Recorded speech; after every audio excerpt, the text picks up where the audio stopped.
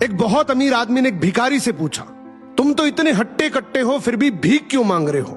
भिखारी बोला, साहब मेरे पास महीनों से कोई काम धंधा नहीं है, अगर आप मुझे नौकरी दें तो मैं भीख मांगना छोड़ दूंगा। अमीर बोला, मैं नौकरी तो नहीं दे सकता, लेकिन तुम मेरे बिजनेस पार्टनर बन सकते हो। मेरे पास एक चावल का प्लांट है, तुम चावल बाजार में सप्लाई करो और मुनाफा महीने के अंत में बांटेंगे। भिखारी ने कहा, लेकिन कैसे बांटेंगे?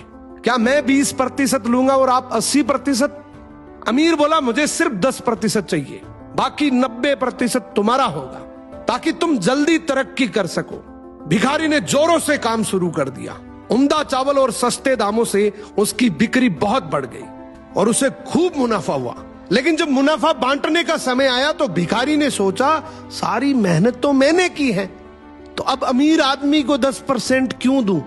अगले दिन अमीर आदमी आया और जब हिस्सा मांगा तो भिखारी ने बहाना करते हुए कहा कि साहब मुझे तो बहुत नुकसान हुआ है, मुझे जितना मुनाफा हुआ है उतना तो कर चुकाना है, तो इस हिसाब से मुझे कोई मुनाफा नहीं हुआ, तो आप इसके हकदार नहीं हैं। अमीर आदमी ने कुछ नहीं बोला और वहां से चला गया। भिखारी बड़ा खुश हुआ, सोचा सारा प्रॉफिट मेरा हो गया। अब भिखारी उन पैसे से रोज मौज करे। ऐसे करते करते उसके पास से सारे पैसे खत्म हो गए। अब पैसे भी नहीं है और काम धंधा भी नहीं है, तो मजबूरन उसको फिर से भीख मांगना शुरू करना पड़ा। एक दिन वो अमीर आदमी उसके पास से गुजरा और उसको देखा, क्या ये तो फिर से भीख मांगने लग गया।